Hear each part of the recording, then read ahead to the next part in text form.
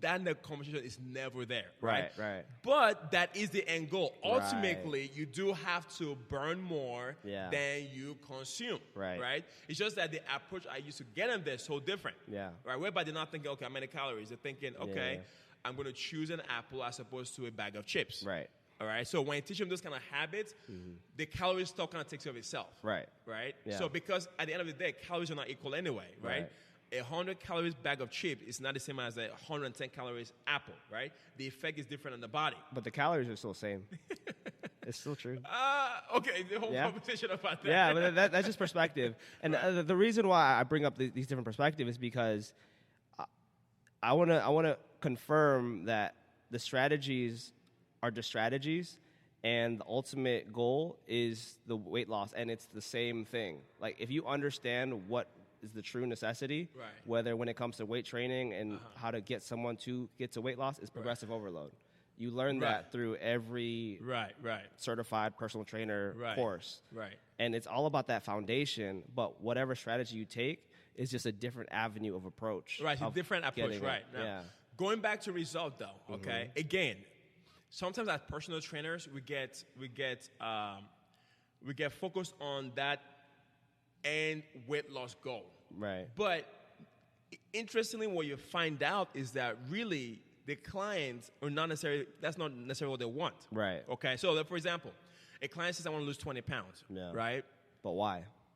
Right. But why? Right. So they're not necessarily excited or really focused about the weight loss per se, even though that's their goal. Right. They're more interested in feeling better. Right. So I'm not focused on, okay, Mr. Client, we got to make sure that you lose those 20 pounds. No, because at the end of the day, they feel better. And they're healthy and they're stronger. They're more likely to do the things they need to do anyway to lose whatever amount of weight they need to lose. Right. So my job is just to get them to feel better. Right. That way they can keep doing the things they need to do to get the ultimate goal. Right.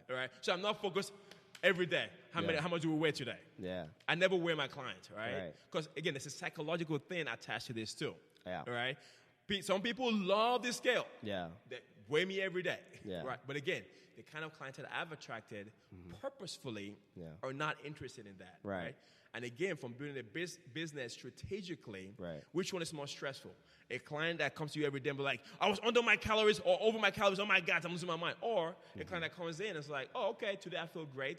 I feel like my clothes is feeling looser, right? Let's work out. Let's have a good time. That's less stressful to me, right? Than somebody that's calling me every single day. Oh my gosh, I ate a bagel. I'm losing my mind.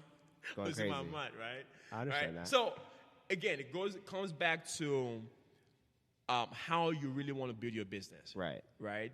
There's some places you go to, they're all about counting calories, and the people there love it. There's nothing wrong with it, right? So it goes back to, again, which kind of client do you want to serve? In your case, you love corrective exercises. I will lose my mind because I don't have, I want to say the patience for it or the real desire, or I don't really connect to that. Right? Because I've had injuries, but not at that level, right? That I want to learn, how to do it. It's just not my core. It's not my zone of genius. Let me put it that way. Right? I understand that because that's how I grew up and how I got into my sports. So I understand the emphasis or how I need to emphasize it to hit people to a different level. And because I'm working with more people now who want to transform their bodies in a more muscular way, and I think that fits more men. And so even though that's not the majority of the demographic in the fitness world, but that's what I choose, who I want to work with. And you love that because you can connect with them with sumo lift, right? With your power lifting, which adds a lot of muscle mass to people. Psychologically, men like that. Exactly. So that's why women, on the other hand, wants weight loss. Exactly. So I've been working with a lot of personal trainers, and for me, the men that I train, they have girlfriends, they have wives. I feed them to people like you. Like I would love to train them. If they want to train with me, sure.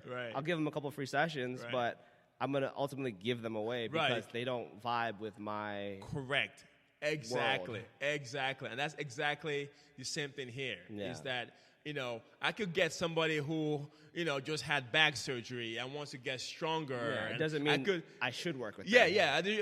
And people, and that's the other thing too. That speaks to what I call scarcity mindset, right?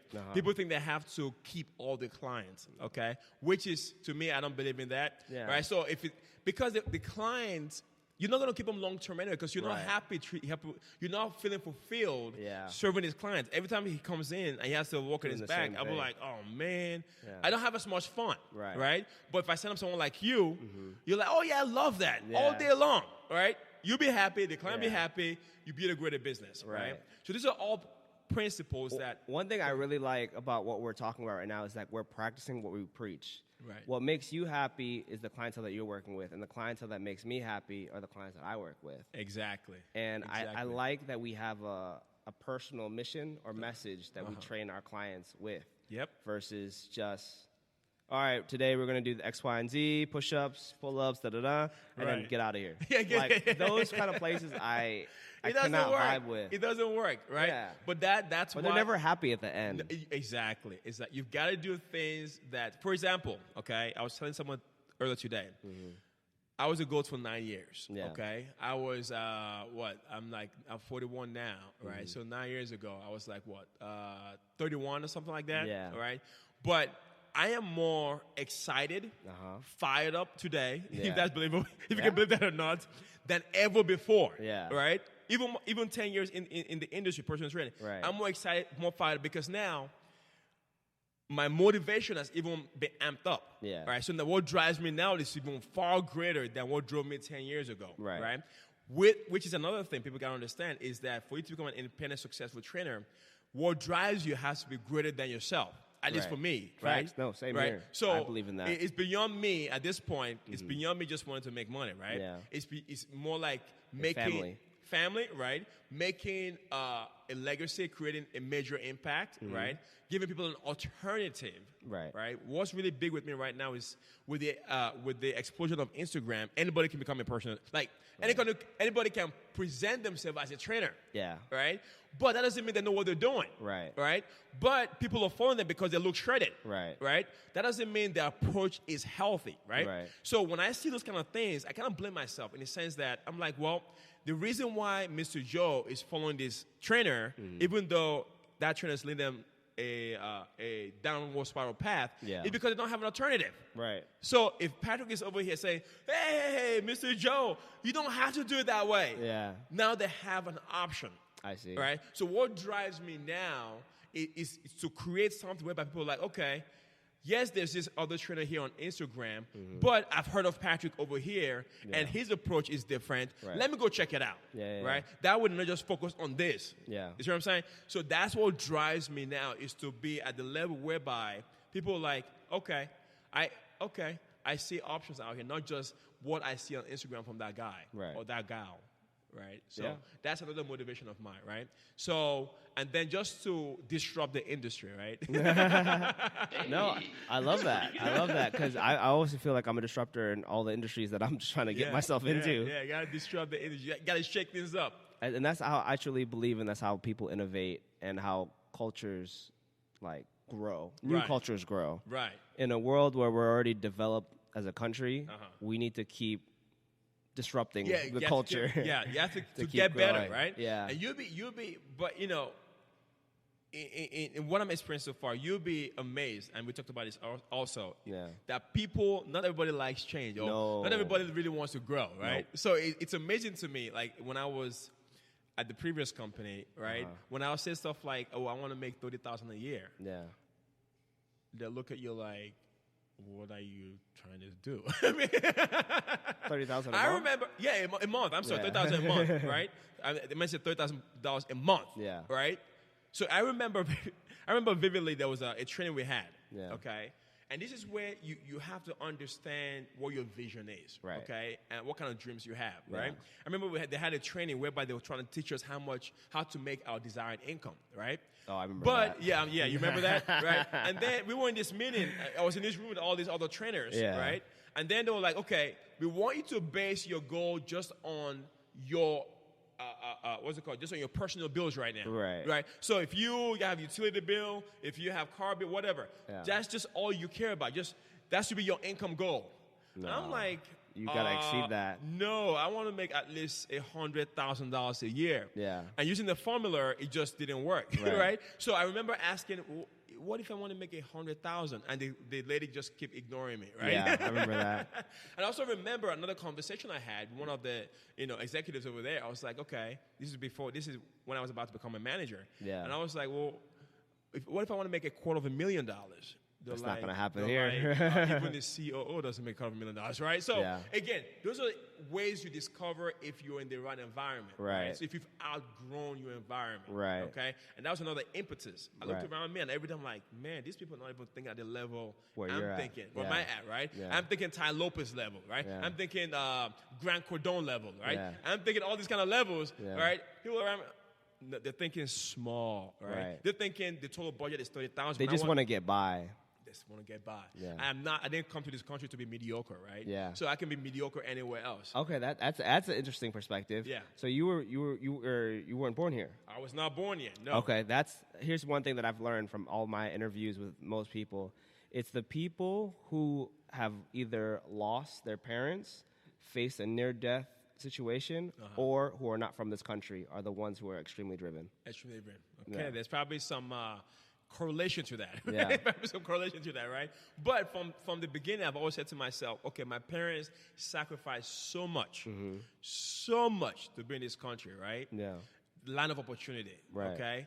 And my give back to them is mediocrity. Right. Unacceptable, right? Yeah. And that was the other reason why I didn't go the engineering route. Yeah. Right? Because guess what? As an engineer, it sounds good, it's great, there's nothing wrong with an engineer, but still, I'll be an employee. Right. I'm not owning anything, right? They'll still control my destiny, right? So I want to create something in this land of opportunity where I can be like, we own this. Yeah. All those sacrifices were worth it to come to this country. Right. Otherwise, I can be an engineer back in my country, right? I don't have to be in America to be an engineer. True. You know what I'm saying? So, and that's what drives me too, right? Okay. And then I look forward. My kid is 4 years old right now. Yeah. When he's 18 years old, I don't want to look at him and be like, son, I just worked my whole life behind a desk, right? And now I just have barely enough to pay for your college tuition, right? We can't do more than this. Yeah. I mean, that's not what I want for him, right? I want to create a blueprint whereby he's like, okay, I too can be a boss. Right. Right? Because my dad has been a boss. Right. Or is the boss, right? That's what drives me also. Okay. Yeah, I often think about that too. One question I always ask a lot of my more driven client or interviewees. Sorry, I have too many businesses on my mind. Members, clients. No. Which one is it? Yeah. What do you want to leave for your? Well, you already have 2 children. Right. What do you want to leave if and when, like God forbid, when you pass? Right. I thought about it the other day. Right. Okay. I want to be remembered as somebody who always wants to be a winner. Okay. But what would you want to leave for them specifically, like your for 2 sons? Yeah. Right. What would you want to give them as like their last thing to remember you guys? To not settle. Okay. Right? To teach them to not settle and to always, always, always, no matter what, pursue the dreams. Okay. To not settle, to not give up. Yeah. That if I can transfer that thinking onto them, then it's a game changer. So no matter what they do, all right. If you want to be, I don't know, bus driver, doesn't matter. Yeah. Be the bus driver on earth. Yeah. Right. And be the like they'll be talking about you in Rome. The Pope will be like, oh, look at that bus driver in DC, right? He's the best bus driver ever. Ever, right? Yeah. You know what I'm saying? That's the kind of mindset I want them to have in whatever it is they do, right? Okay. To want to be the best at it, right. To strive for whatever their definition of a dream is, and never give up. So if I can transfer that into them, oh, wow. I mean, everything else will fall in place. So let me ask you something, too. This is something that I've always pondered upon myself. Once you reach your goal, say what, $100,000, $250,000, say once you reach that and it's sustainable, where you've created an efficient process to keep it continuous with the least amount of work, what are you going to do after that? Well, but that was not that. That's part of the goal. That's not the goal, though, right? That's a byproduct of the bigger goal, right? So the goal is right, to be a disruptor. We talked about that, right? Oh, so you just want to disrupt and innovate. Yeah, exactly. Right. So that's okay, the main that goal. sense. So, but to make that happen, Right. the infrastructure has to be set up. Right. Right? Yeah. So then you break it down, then I have to make a certain income, right? Right. So, but the bigger goal is to disrupt the industry and do things in a way that's never been done before. Right. The $250,000, the $1 million, is really a byproduct. That's not the motivating factor. Right. Just like when I was a gold, my goal was not to